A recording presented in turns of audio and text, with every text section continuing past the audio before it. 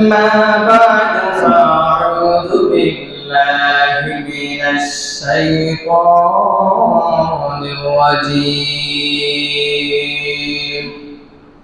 بسم الله الرحمن الرحيم.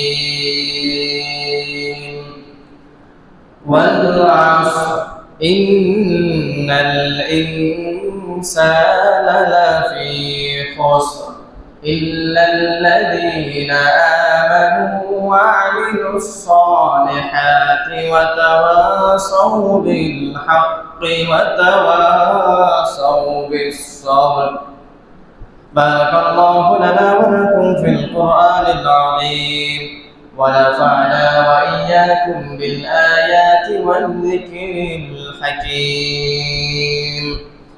سبحانك لا علم لنا إلا ما علمتنا إنك أنت العليم الحكيم.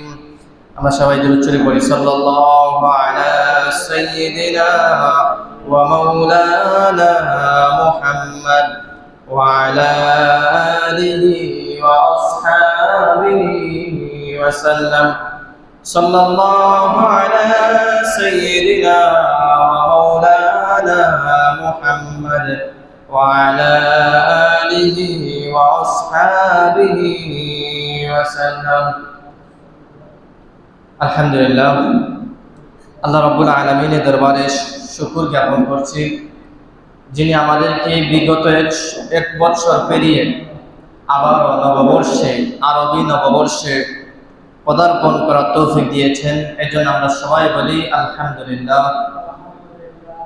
লক্ষ্য করে দুরূদ ও সালাম পেশ করছি মানবতার মুক্তির দূত, সর্বকালের সর্বযুগের সর্বশ্রেষ্ঠ মহামানব বিশ্বনবী মুহাম্মদুর রাসূলুল্লাহ সাল্লাল্লাহু আলাইহি ওয়াসাল্লামের উপর।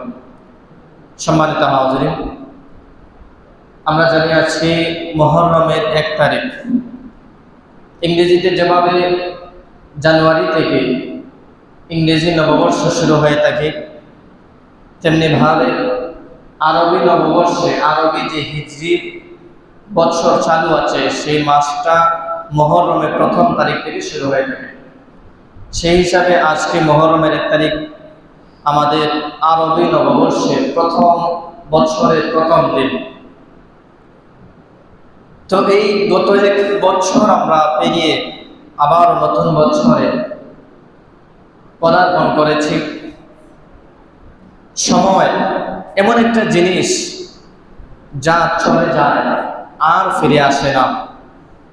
এই সময়কে কেন্দ্র করে আমরা যে সমস্ত কাজ করে থাকি, যে সমস্ত উদ্যোগ নিয়ে থাকি, হোক ভালো অথবা মন্দ, সেই আমল, সেই কাজগুলো আমাদের আমলনামায় লিপিবদ্ধ হয়ে যায়। পরকালে সেগুলোই আমাদের পক্ষে অথবা বিপক্ষে দায়ের হবে।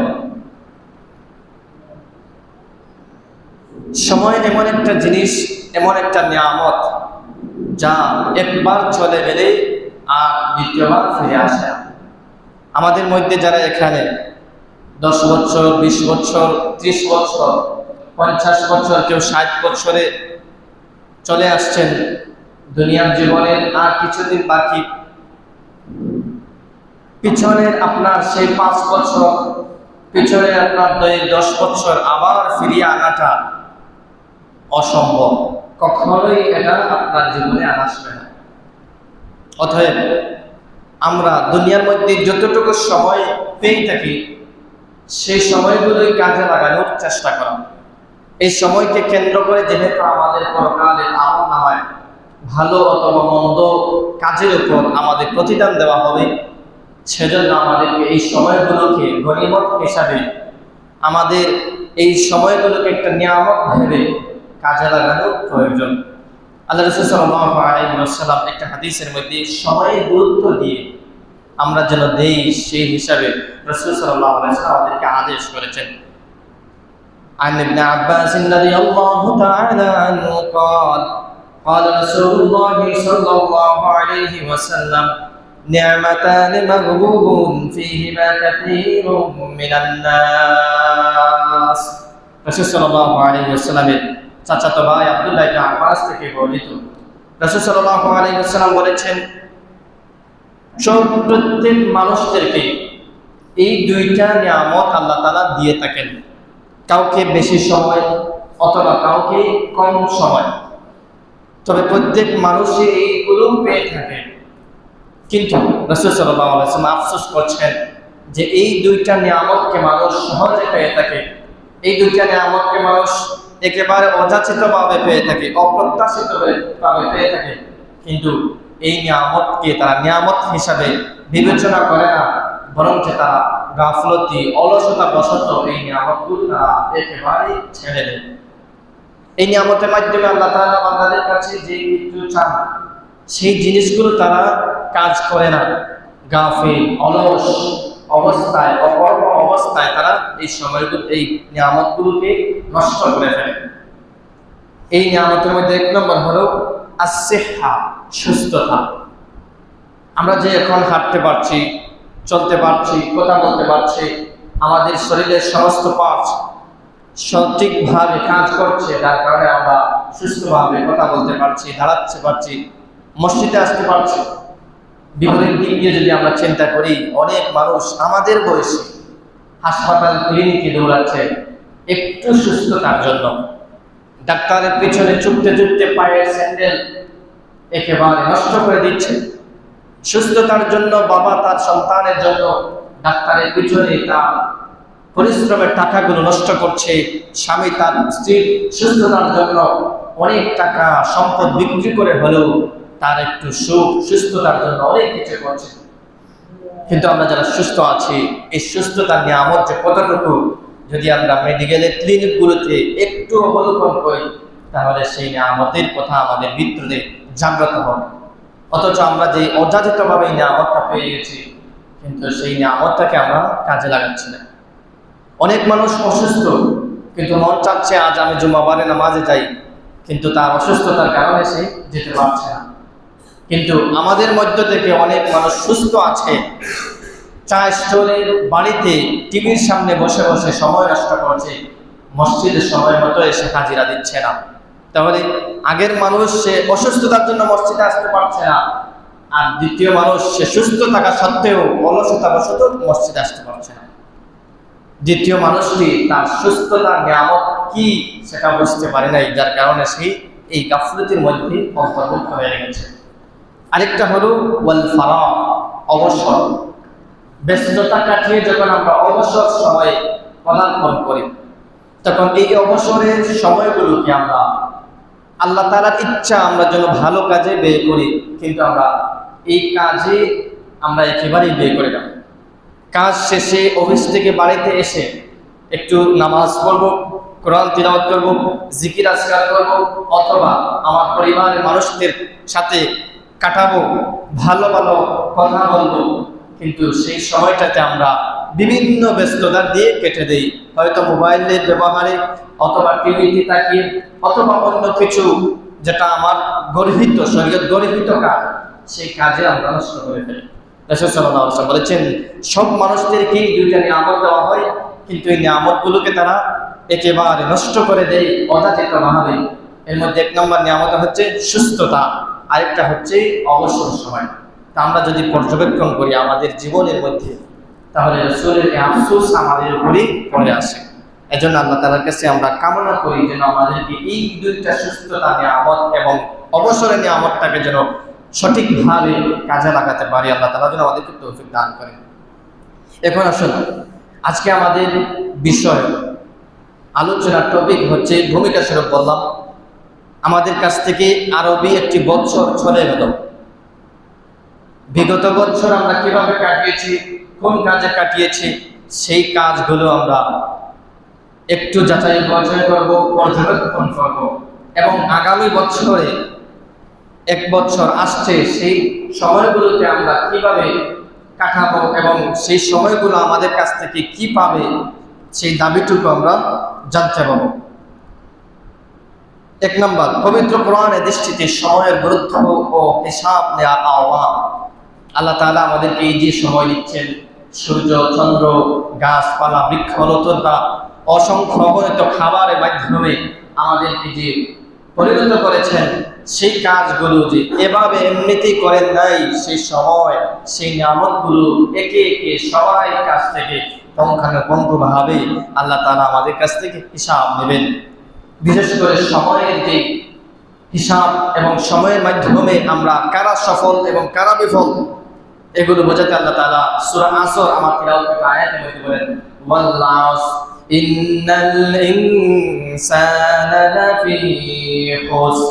আল্লাহ তাআলা সময়ের কসম দিয়ে বলেন, ইন্নাল ইনসানা লাফি খুসর, সমস্ত মানুষ ক্ষতিগ্রস্তদের মধ্যে অন্তর্ভুক্ত হয়ে গেছে, সমস্ত মানুষ ক্ষতিগ্রস্তদের মধ্যে রয়েছে। ইল্লাল্লাযীনা আমানু ওয়া আমিলুস সালিহাত, তবে ওই সমস্ত মানুষ ক্ষতিগ্রস্তদের অন্তর্ভুক্ত নয় যারা দুনিয়ার জীবনে একেবারে কম সময়ে এই আল্লাহ তাআলার উপর ঈমান আনে। দুনিয়ার সমস্ত মানুষ মূর্তি পূজা আরো যত ভ্রান্ত মতবাদে বিশ্বাসী, কিন্তু আমার কিছু বান্দা আছে ভ্রান্ত মতবাদে বিশ্বাসী না হয়ে আমার মতে সেই হয়েছে, আমার আদেশ নিষেধ মানছে, আমার মতাদর্শে তারা আমার তাদের জীবন পরিচালনা করছে। ওই সমস্ত মানুষ আল্লাহ তাআলা বলছেন, ওই সমস্ত মানুষ তারা ক্ষতিগ্রস্তদের অন্তর্ভুক্ত হয়। এবং পাশাপাশি ওয়া আমিলুস সালিহাত, শুধুমাত্র সময়টাকে কাজে লাগিয়ে তারা নিজেদের জীবনকে আল্লাহ তাআলার ইবাদতের মধ্য দিয়ে কাটায়। ফজরের সময় যখন আসে তখন তারা ঘুমের মধ্যে না কেটে ফজরের নামাজ পড়ে। ফজরের সকালবেলা যখন সবাই ঘুমের মধ্যে কাটায়, তখন নেককার বান্দারা আল্লাহ তাআলার কোরআনের পাঠের মধ্য দিয়ে সকালবেলার সময়টাকে সারা সুসজ্জিত করে। জোহরের সময় যখন সবাই একে একে ব্যস্ত, কেউ দোকানে, কেউ পাড়া মতে বাসায় দুঃখ, কিন্তু কিছু কিছু বান্দারা আল্লাহ তাআলা মুয়াজ্জিনের আহ্বানের মাধ্যমে তারা মসজিদে আসে। আসরের সময় যখন সবাই বেলায় বেলায় অবস্থা আছে, তখন কিছু বান্দারা মুয়াজ্জিনের আহ্বানে তারা নামাজ পড়ে। মাগরিবে এভাবে, এশায় এভাবে তাদের জীবনের প্রতিটি দিনকে এভাবে সুসজ্জিত করে। তারাই ক্ষতিগ্রস্তদের অন্তর্ভুক্ত নয়। সুবহানাল্লাহ। তাহলে আল্লাহ রাব্বুল আলামিন সময়ের কসম করেছেন, এরপরে বলছেন সমস্ত মানুষ ক্ষতিগ্রস্তদের অন্তর্ভুক্ত হয়েছে। কিছু মানুষকে আল্লাহ তাআলা বাছাই করেছেন, কারা? যারা আল্লাহ তাআলার উপর ঈমান আনে, যারা নেক আমল করে, যারা সৎ আদেশ এবং অসৎ কাজে নিষেধ এবং তারা ভালো ভালো কাজের মধ্য দিয়ে এই দুনিয়ার জীবনটা কাটায়। তারা এই সময়কে তাদের বিপক্ষে যাবে না, বরং পক্ষে আসবে। কিয়ামতের দিন তাদের আমল নামায় এই সময়ে সুসজ্জিত যে করেছিল, নেক আমলের মাধ্যমে যে কাটিয়েছিল, সেই কাজগুলো তাদের পক্ষে হয়ে আল্লাহ তাআলার কাছে সুপারিশ করে তাদেরকে জান্নাতে নিয়ে যাবে। সুবহানাল্লাহ। তাহলে আমরা এই সময় থেকে, আজকে যে সময় যাচ্ছে আর আরেকদিন সময় আসবে না, বরঞ্চ অন্য একটি সময় আসবে। সুতরাং আমরা সময়ের অপেক্ষা না করে যেই সময় আসবে, যেই কাজের কথা বলা হবে, সেই কাজটাকে যত উপযুক্ত সময়ে সম্পাদন করাই আমাদের পরিপূর্ণভাবে একজন বুদ্ধিমান মানুষের একটা পরিচয়। এজন্য আমরা সময়কে কাজে লাগানোর চেষ্টা করব। এই সূরা আসরের তাফসীরে, আয়াতের তাফসীরে বলা হয়েছে, তাফসীর ইবনে কাসির বলেন, আন সাবিত ইবনে আল-বুনানি قال كان رجلان من اصحاب رسول الله صلى الله عليه وسلم, রাসূল সাল্লাল্লাহু আলাইহি ওয়াসাল্লামের যুগের সাহাবারা সময়কে কিভাবে গুরুত্ব দিতেন, সময়কে কিভাবে তার মর্যাদা দিতেন, তার একটা ফুটেজ স্ক্যান একজন সাহাবী বলেন, কানা রাজুলান মিন আসহাবিন নবী সাল্লাল্লাহু আলাইহি ওয়াসাল্লাম, রাসূলের সাহাবীর মধ্যে দুজন সাহাবী যখন দেখা করতেন, সাক্ষাৎ করতেন একজন আরেকজনের সাথে, আমরা যেভাবে একজন আরেকজনের সাথে সাক্ষাৎ করি, বিভিন্নভাবে কথা বলি, কাউকে সম্ভাষণ জানাই, কাউকে বিদায় জানাই, তখন বিদায়ের বেলা তারা একজন আরেকজনকে কি বলতেন? ইজাল তাকায়ামি লাম ইয়াতাফাররাকা হাত্তা ইয়াকরা আহাদুহুমা আলাল আখার, যখন তারা তাদের কথা শেষ হয়ে যায়, একজন আরেকজনের কাছ থেকে তারা বিদায় নেবে, তখন তারা বলতেন একজন আরেকজনকে এই সময়ের জন্য, সময়কে মর্যাদা দেওয়ার জন্য, তারা একজন আরেকজনকে স্মরণ করে দেওয়ার জন্য সূরাতুল আসর তারা বলতেন। যখন বিদায় নিয়ে যাবে তখন আরেকজন সাহাবী বলতেন যে ওয়াল আসর, সময়ের কসম, ইন্নাল ইনসানা লাফি খুসর, নিশ্চয়ই সমস্ত মানুষ ক্ষতিগ্রস্তদের মধ্যে অন্তর্ভুক্ত রয়েছে। ইল্লাল্লাযীনা আমানু ওয়া আমিলুস সালিহাত ওয়া তাওয়াসাউ বিল হাক্কি ওয়া তাওয়াসাউ বিস সাবর। তবে যাদেরকে আল্লাহ ইস্তিসনা করে আলাদা করেছেন তারাই ক্ষতিগ্রস্তদের অন্তর্ভুক্ত হবে না। অতএব আমার বন্ধু, হে সাহাবী ভাই, তুমি ক্ষতিগ্রস্তদের অন্তর্ভুক্ত না হয়ে যাদের কথা আল্লাহ আলাদাভাবে ভালো কাজের দিকে তারা সময় কাটায় তাদের অন্তর্ভুক্ত তুমি হও। যেন তারা বিদায়ের পরে আরেকজন সাহাবীকে এভাবে তারা স্মরণ করে দিতেন। আমরা প্রতিনিয়ত ছোট্ট সূরা এটা নামাজের মধ্যে পড়ি, সবাই নামাজের মধ্যে পড়ি, কিন্তু আমরা এই কথা এই সূরার মধ্যে আল্লাহ তাআলা কি বলেছেন এগুলো আমরা পর্যবেক্ষণ করব, ভাববো, তার শব্দের অর্থ এগুলো আমরা আয়ত্ত করব। তখন আমরা যখন নামাজের মধ্যে পড়ব তখন আমাদের আলাদা একটা প্রশান্তি কাজ করবে। আল্লাহ তাআলা আমাদেরকে তৌফিক দান করুন। 2 নম্বর, আমাদের আমলনামার হালত কি, ক্ষতি বা সাফল্য হিসাব করা। আমরা যে অতীতে 1 বছর অতিবাহিত করে ফেলেছি, অনেকে 50 বছর, 60 বছর, 70 বছর আমরা অতিবাহিত করে এখন কবরের একেবারে সন্নিকটে চলে আসছি। আমরা হিসাব করব এই 70 বছর আমাকে আল্লাহ তাআলা নিয়ামত দিয়েছিলেন, এই 70 বছরে আল্লাহ তাআলা অনেক কিছু পাওয়ার ছিল। যদি আমি করে থাকি তাহলে আনন্দ প্রকাশ করবো, না করে থাকলে আফসোস করবো, আল্লাহ তাআলার কাছে ক্ষমা চাইবো আর নিজের ভালো কাজের মুহাসাবা করব। মন্দ কাজ থেকে আল্লাহ তাআলার কাছে পানাহ চাইবো, আল্লাহ তাআলার কাছে ক্ষমা চাইবো এবং ভালো কাজ করতে আরো তৎপর হব। আল্লাহ তাআলা সূরা হাসরের 58 নং আয়াতে বলেন, ইয়া আইয়ুহাল্লাযীনা আমানুত্তাকুল্লাহা ওয়াল তানজুর নাফসুম মা কদ্দামাত লিগাদিন ওয়াত্তাকুল্লাহ। আল্লাহ রাব্বুল আলামিন সূরা হাসরের 58 নম্বর আয়াতের মধ্যে শুধুমাত্র আমাদের মুমিনদেরকে আল্লাহ তাআলা লক্ষ্য করে বলছেন, হে ঈমানদাররা, প্রথমে তোমাদের কাছে তো যারা ঈমান এনেছো আমি তোমাদেরকে আমি সুপারিশ করছি, ইত্তাকুল্লাহ। যত আদেশ দিয়েছি, যত নিষেধ দিয়েছি, যত কাজের জন্য তোমাদেরকে আমি বলেছি সব কাজ করার ক্ষেত্রে তোমরা আমাকে ভয় করো।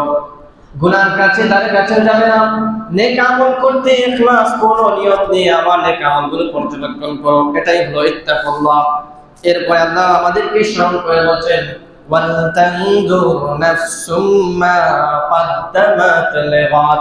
হে বান্দারা, তোমরা দুনিয়ার মধ্যে 20 বছর, 30 বছর, 40 বছর, 50 বছর যতটুকু হায়াত পেয়েছো, এই হায়াতের মধ্যে তোমরা কি কি করেছো, নামাজ কত বছর, কত ওয়াক্ত করেছো, কতটুকু ভালো কাজ করেছো, কত টাকা তোমরা আল্লাহ আমার রাস্তায় তোমরা দান করেছো, এগুলো তোমরা ভাবো এবং এগুলোর প্রতিদান সম্পর্কে তোমরা পরকাল সামনে নিয়ে এসে ভাবো।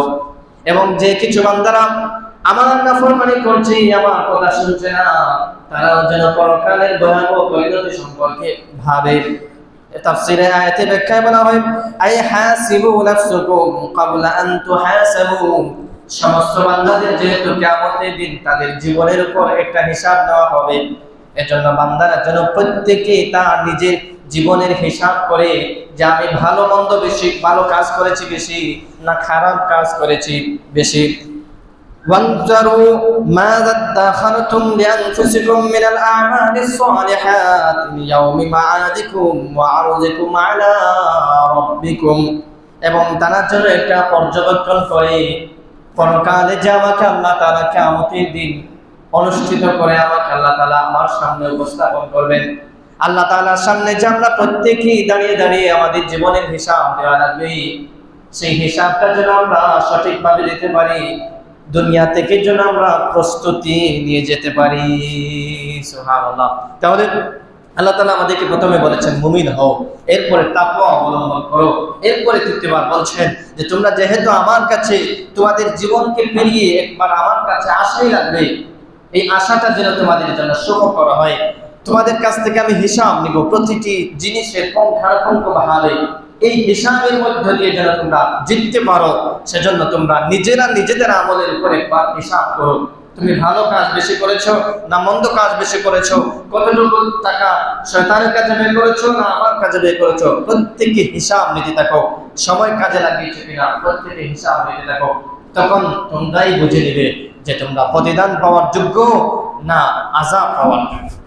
আমাদের প্রত্যেকে আমাদের আমলনামার উপর নিজেদেরকে নিজে পর্যবেক্ষণ করি আমার বিগত বছরগুলোতে, তাহলে আমরাই বুঝে নেব যে আমরা কতটুকু পরিণাম হওয়া যোগ্য। এটাই আল্লাহ তাআলা আমাদেরকে স্মরণ করে দিচ্ছেন।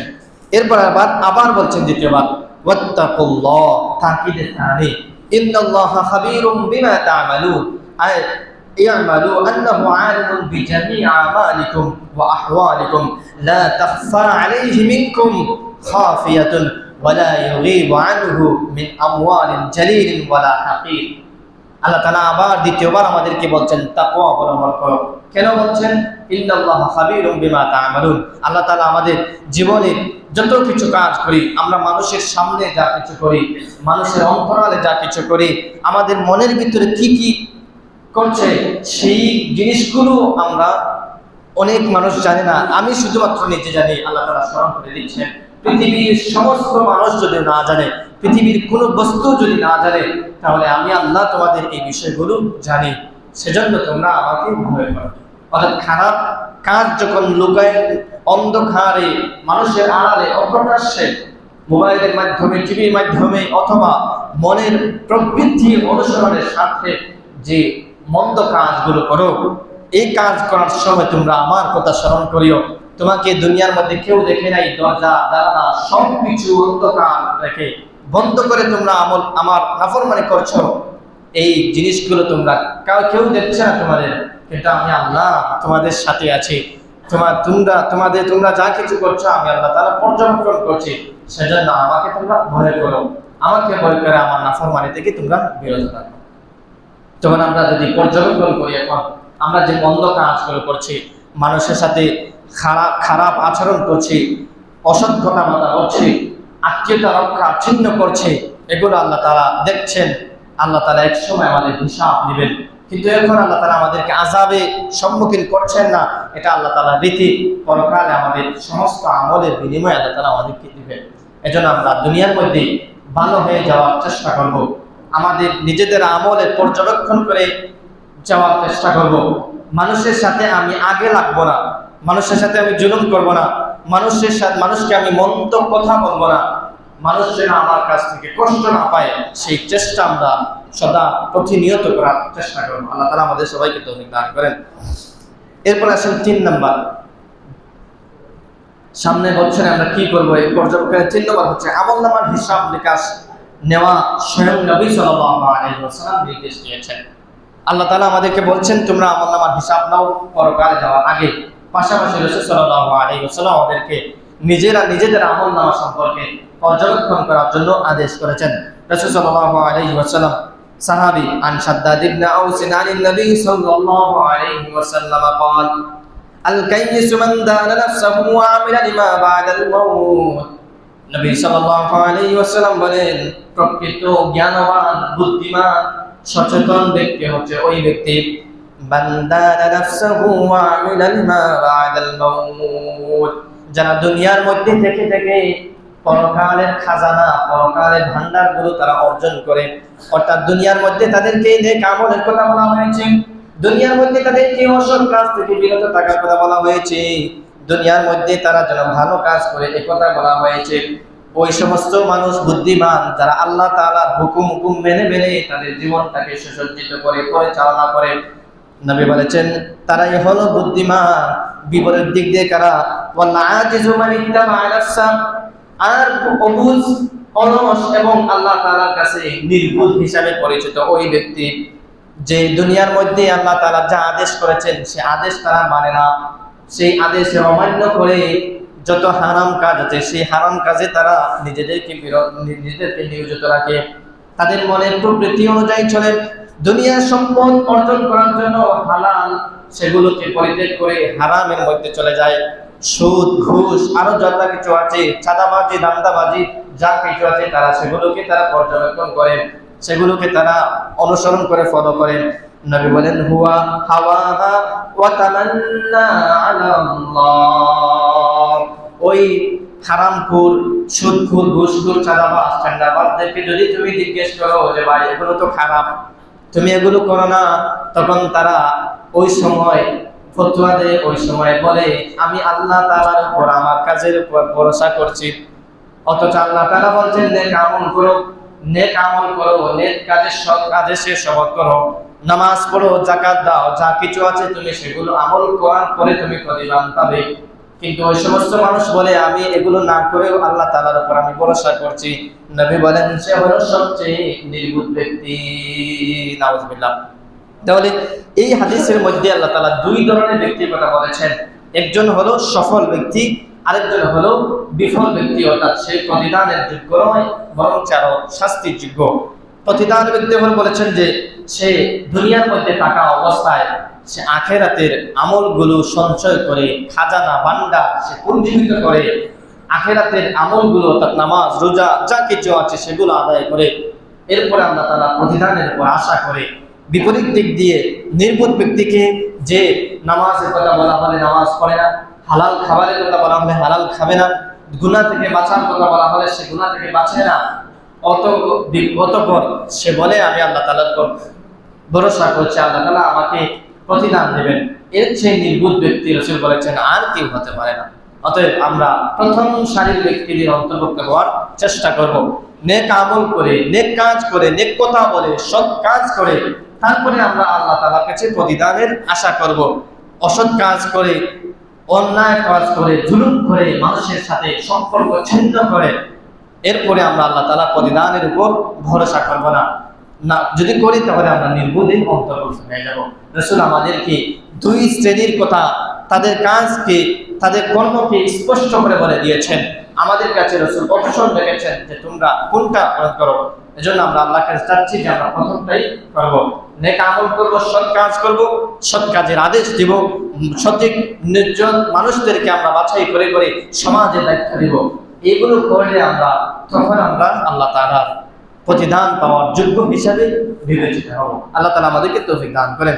আরেকটা এই হাদিসের ব্যাখ্যায় তিরমিজি রাহিমাহুল্লাহ তিনি বলেন মান দানা নাফসাহু, আল্লাহ তাআলা যে রাসূল বলেছেন মান দানা নাফসা, অর্থাৎ ওই ব্যক্তি সে পরকালের জন্য কাজ করে, ইয়াকুলু হাসাবা নাফসাহু ফিদ দুনিয়া ক্বাবলা আন ইউহাসাবা ইয়াওমাল কিয়ামা। রাসূল বলেছেন যে বুদ্ধিমান ওই ব্যক্তি যে দুনিয়াতে থেকে পরকালের কাজ করে, কি সে একটা কাজ করলো, সে একটা ভালো কাজ করলো, নামাজ পড়লো, এগুলো প্রতিদান সম্পর্কে সে নিজেকে নিজের হিসাব নিল। ক্বালা উমর রাদিয়াল্লাহু তাআলা, তিনি উমর রাদিয়াল্লাহু তাআলা বলেন আমাদের সবাইকে হাসিবু আনফুসাকুম ক্বাবলা আন তুহাসাবু, হে উম্মতে মুহাম্মাদি, হে মানুষেরা, হে উম্মতের শেষ জামানার মানুষেরা, তোমরা তোমাদের আমলনামা হিসাব তোমরা নিজেরা নাও। তুমি তোমার আমলনামার উপর হিসাব নিয়ে তুমি যাচাই করতে পারবে তুমি জান্নাতি না জাহান্নামী। তোমার আমলনামায় ভালো কাজের সংখ্যা যদি বেশি থাকে তুমি মনে করো তাহলে তুমি জান্নাতি, আর যদি তোমার আমলনামায় মন্দ কাজ বেশি থাকে তাহলে তুমি মনে করো তুমি জাহান্নামী। আল্লাহ তাআলা তোমাদের সাথে কোনো জুলুম করবেন না। অর্থাৎ দুনিয়ার মধ্যে যেভাবে বিচার কার্য পরিচালনা হয়, যাদের টাকার ভাগ বেশি, যদি অন্যায় হয় তাহলে তার পক্ষে রায় চলে যায়, কি কারণে? টাকা দিয়েছে বেশি, তার পরিচয় বড় ভাই, দাদা, খালু, মামা আছে, এভাবে মানুষ জুলুম করে থাকে। তুমি অন্যায় থাকলেও, তোমার টাকা থাকলে তুমি ন্যায়ের রায় পেয়ে যাবে। আল্লাহ তাআলা তোমাদের সাথে এরকম করবেন না। তোমার আমলনামার মাধ্যমে তোমাকে জান্নাতি অথবা জাহান্নাম হিসাবে বিবেচিত করা হবে। অতএব দুনিয়ার মধ্যে থাকা অবস্থায় তুমি আমলনামা অর্থাৎ সৎ কাজের আমলনামা ভারী করতে থাকো। এরপরে তিনি বলেছেন ওয়াতুযায়্যিনু লিল আরজিল আকবার, এবং কিয়ামতের দিন পূর্ণভাবে তুমি আল্লাহ তাআলার কাছে, আল্লাহ তাআলার সামনে তোমার নেক আমল বদ আমলের ইন্টারভিউ দেওয়ার জন্য তুমি নিজেকে প্রস্তুত করো। অর্থাৎ আমরা যখন কোনো পরীক্ষার মধ্যে পদার্পণ হই, পরীক্ষা এখন এইচএসসি পরীক্ষা চলতেছে, এই এইচএসসি পরীক্ষা যারা অংশগ্রহণ করবে তারা পরীক্ষার 1 ঘন্টা আগ পর্যন্ত যেভাবে প্রস্তুতি নেয় পরীক্ষায় সুন্দরভাবে লেখার জন্য, সঠিকভাবে আনসার করার জন্য, ভালো ফলাফল করার জন্য যেভাবে পরীক্ষার্থীরা যেভাবে প্রস্তুতি নেয়, তোমরাও দুনিয়ার মধ্যে থেকে বিদায় হয়ে যাওয়ার পর আখিরাতে আল্লাহ তাআলার দরবারে হলের মধ্যে ঢুকে তোমাদেরকে পরীক্ষা দেওয়ার সুযোগ দেওয়া হবে। সেখানে তোমরা ভালো ফলাফলের আশায় দুনিয়ার মধ্যে তোমাদের জীবনটাকে সাজাও। তিনি এটাই বলেছেন। এরপরে বলেছেন ওয়া ইন্নামা ইয়াখিফুল হিসাবু ইয়াউমাল কিয়ামা আলা মান হাসাবা নাফসাহু ফিদ দুনিয়া, যে ব্যক্তি দুনিয়াতে তার হিসাব নিকাশ নেই, কিয়ামতের দিন তার হিসাব অত্যন্ত হালকা ও সহজ হবে। আমরা যদি প্রতিদিন রাত আমাদেরকে নিজেদের হিসাব নেই যে আমি আজকের দিনে কয়টা ভালো কাজ করেছি, কয়টি মন্দ কাজ করেছি, কয়টি গুনাহ করেছি, আজকের রাত্রে আমি কয়টি ভালো কাজ করেছি, মন্দ করেছি। যখন আমরা এভাবে হিসাব নিব তখন আমাদের নেক আমলের পাল্লা আস্তে আস্তে ভারী হবে। অর্থাৎ আমরা নিজেদেরকে পরিতৃপ্তি ভাবে করবো যে আমি আজকে ভালো কাজ করেছি এতটি, অর্থাৎ আমার ভালো কাজের সংখ্যা বেশি, মন্দ কাজের সংখ্যা কম। এভাবে আমরা বলবো যে আমরা আজকে 10টি গুনাহ করেছি, আগামীকাল 5টি করব। এরপরের দিন দেখবেন যে 5টি করলে দুইটা করব, এরপরের দিন একেবারে নাই হয়ে যাবে। এভাবে যদি আমরা হিসাব করে করে তখন আমরা নেক আমলের কাজগুলোকে বৃদ্ধি করতে পারবো, আর মন্দ কাজ থেকে নিজেরা বিরত থাকবো। মন্দ কাজ থেকে নিজেদেরকে একেবারে পরিতৃপ্ত করে আমরা একেবারে পরিত্রাণ করে নেক আমলের পাল্লা বাড়িয়ে যাবে। এজন্য আমরা প্রতিদিন রাত মানুষের পিছনে না লাগিয়ে, মানুষের গীবত চুগল করে না করে আমি কতটুকু ভালো, আমি কতটুকু সৎ সেই বিবেচনা করব। এটাই আমাদেরকে রাসূল আদেশ দিয়েছেন। আল্লাহ তাআলা আমাদের সবাইকে তৌফিক দান করুন। এখন আসেন 4 নম্বর, আজকে একটু সময় বেশি লাগবে, একটু দিবেন। 4 নম্বর, নতুন বছরে আমাদের করণীয়, অর্থাৎ আজকে থেকে আরবি মাসের 1447 হিজরি শুরু হয়েছে, মুহররমের আজকে 1 তারিখ। আমাদের করণীয় কি? আগামী বছর 1 বছরে আমরা করণীয় কি? আমাদের করণীয় কি? 1 নম্বর, মুহাসাবা, অর্থাৎ আগে আমি বলছি হিসাব করা, নিজের আপদ থেকে নিজের হিসাব করা। আমি আগামী প্ল্যান অনুযায়ী আমাদের জীবন আগানো। 1 নম্বর মুহাসাবা, অর্থাৎ কি? 1 নম্বর, আমি কি ফরজ, ওয়াজিব, সুন্নাহ, মুস্তাহাব নামাজগুলো আদায় করেছি? আজকে যে আমার ফজরের নামাজ সময় গিয়ে চলে গেছে, জুমার নামাজ পড়ার জন্য আসছি, আজকে আমি ফজরের নামাজ পড়েছি, অনেক মানুষ এখানে ফজরের নামাজ পড়েন নাই। এই হিসাব করব। সামনে আমার আসরের নামাজ, এই আসরের নামাজ পড়বো, এই প্ল্যান নিয়ে যেই জায়গায় থাকি, যেই অবস্থায় থাকি আসরের নামাজ পড়ার চেষ্টা করব। এরপরে আমি কি মিথ্যা, গীবত, চুগল করে হিংসা, রিয়া, অহংকার থেকে বাঁচতে পেরেছি? আজকে আমার ফজরের পর থেকে জুমার আগ পর্যন্ত আমি কতটুকু মিথ্যা কথা বলেছি, কতজন মানুষের গীবত করেছি, চুগল করেছি, কতজন মানুষের সাথে আমি হিংসা, রিয়া, অহংকার নিয়ে এসেছি। এই হিসাব আমরা করব। প্রতিদিন যদি এভাবে করি তাহলে আমাদের নেক আমলের পাল্লা ভারী হবে, মন্দ আমলের পাল্লা একেবারে কমে যাবে। এরপরে পরিবার, প্রতিবেশী, বন্ধু বান্ধবদের সাথে আমি কি হক আদায় করেছি? আমার পরিবারের সাথে আমার কতটুকু হক, আমি কি তাদের পরিবারের হক আদায় করেছি? প্রতিবেশী, আমার ভাই আছে, আমার বোন আছে, আমার আত্মীয় স্বজন আছে, তাদের সাথে কি আমি তাদের হকগুলো আমি বুঝিয়ে দিয়েছি? তাদের সাথে কি ভালো আচরণ করেছি? এই হিসাব আমরা করব। এরপরে গোপনে আমি আল্লাহর তাআলার কাছে কিছু দান সদকা করার চেষ্টা করব। মসজিদে আসছেন, সবাই বের হয়ে গেছে, আপনার পকেট থেকে মসজিদের বাক্সে 100 টাকা দিয়ে রাখেন। এই 100 টাকা একদিন কিয়ামতের দিন বহুত পাহাড় হয়ে তোমার পক্ষে সাক্ষী দিবে। একজন মানুষ অসহায়, দরিদ্র, বসে আছে, দাঁড়িয়ে আছে, বা পাড়া প্রতিবেশী কেউ অসুস্থ, কিন্তু টাকা কারণে সে সুস্থ চিকিৎসা করতে পারছে না, তাদেরকে আমরা টাকা পয়সা দিয়ে সাহায্য করব। এগুলো কাজ করে মানুষের ভালো কাজ করে আমাদের আমলনামায় সওয়াবের পাল্লা ভারী করব। 2 নম্বর, তাওবা, ইস্তেগফার করা। বিগত সালগুলোতে আমরা যত মন্দ কাজ করেছি সেইগুলোর উপর অনুশোচিত হয়ে আর করব না, এই জানা সত্ত্বেও আমরা তাওবা করব এবং আল্লাহ তাআলার কাছে ক্ষমা প্রার্থনার জন্য ইস্তেগফার করব। আস্তাগফিরুল্লাহ, ইন্নাল্লাহা গফুরুর রহিম, ওয়ালা হাওলা ওয়ালা কুওয়াতা ইল্লা বিল্লাহিল আলিয়্যিল আযীম। যারা পাই এতটুকু পড়বো, অথবা আস্তাগফিরুল্লাহ, সবাই বলেন আস্তাগফিরুল্লাহ, আস্তাগফিরুল্লাহ।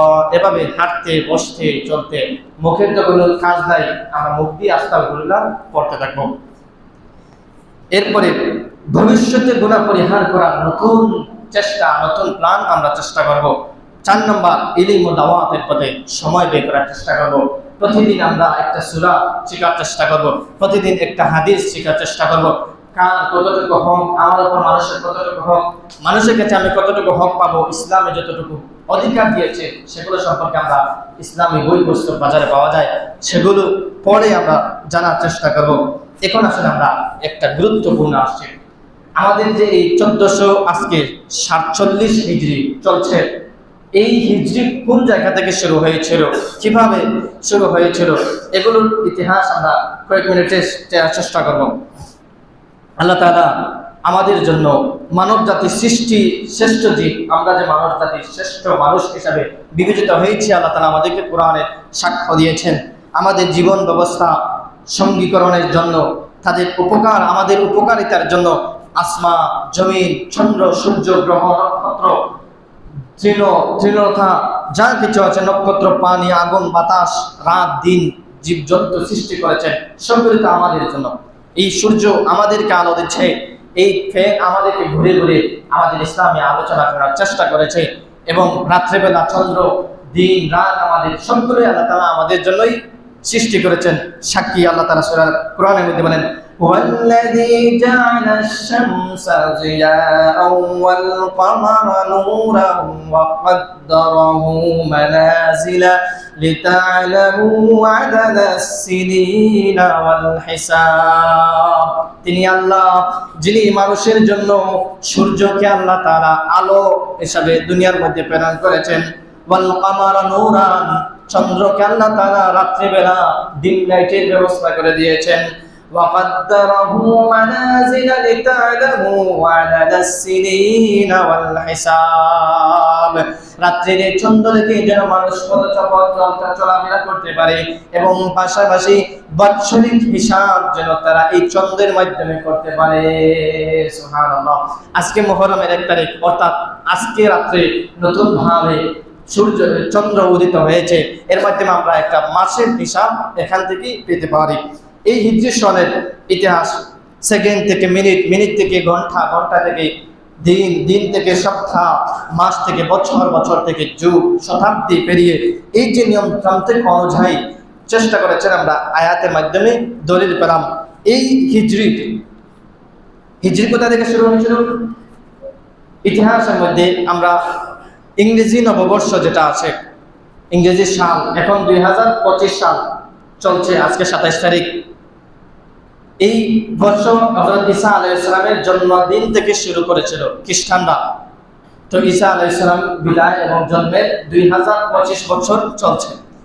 আর এই হিজরি সন হযরত ওমর রাদিয়াল্লাহু তাআলা এর যুগে হিজরতের 17তম, অর্থাৎ 17 হিজরিতে এই ইসলামী তারিখা গণনা শুরু হয়েছিল। ওমর রাদিয়াল্লাহু শামসান আমলে হযরত আবু মুসা আশআরী রাদিয়াল্লাহু তাআলা তাকে বসরার, অর্থাৎ এক অঞ্চলের গভর্নর হিসাবে নিযুক্ত করা হয়েছিল। ওমর রাদিয়াল্লাহু তাআলা খলিফা, প্রধান মুসলিম। তো তার কাছ থেকে বিভিন্ন চিঠি যেত।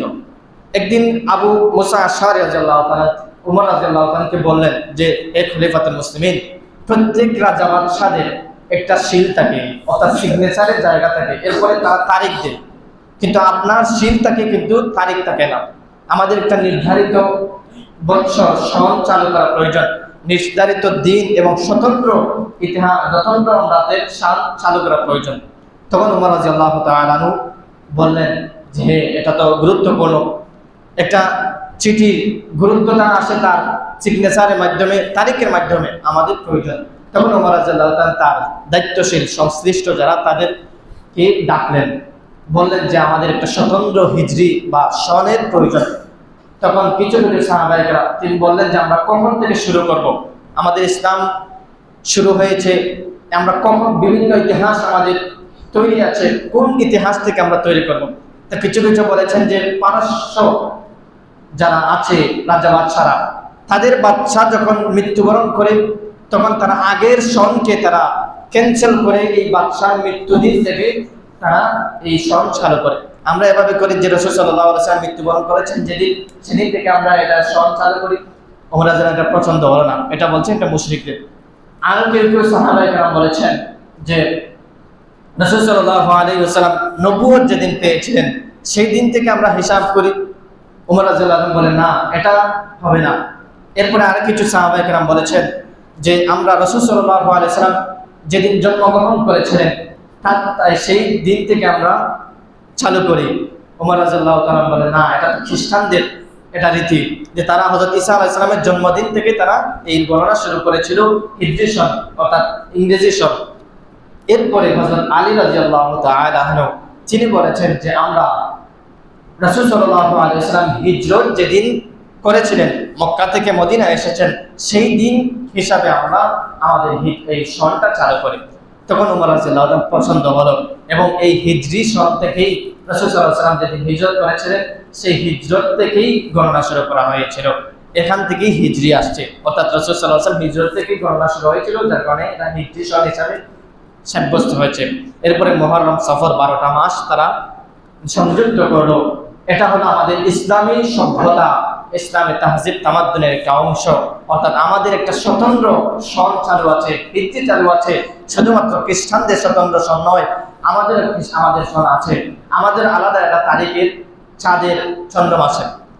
তো এই সনকে আমরা কোন চাঁদের সাথে সম্পর্ক করব না চন্দ্রের সাথে সম্পর্ক করব? তখন ওমর রাদিয়াল্লাহু আনহু বলেন, জানা আমরা চাঁদের সাথে সম্পর্ক করি। ইংরেজি সনগুলো সূর্যের সাথে সম্পর্ক, আমরা চাঁদের সাথে সম্পর্ক করি। এভাবে তারা এই হিজরি সনে চালু হয়েছিল। সেখান থেকে আজকে 1447 হিজরি আজকে শুরু হয়েছে, অর্থাৎ রাসূল সাল্লাল্লাহু আলাইহি ওয়াসাল্লাম মক্কা থেকে মদিনা হিজরত করেছেন 1447 হিজরি বছর আগে। এত বছর আমরা অতিবাহিত করে ফেলেছি।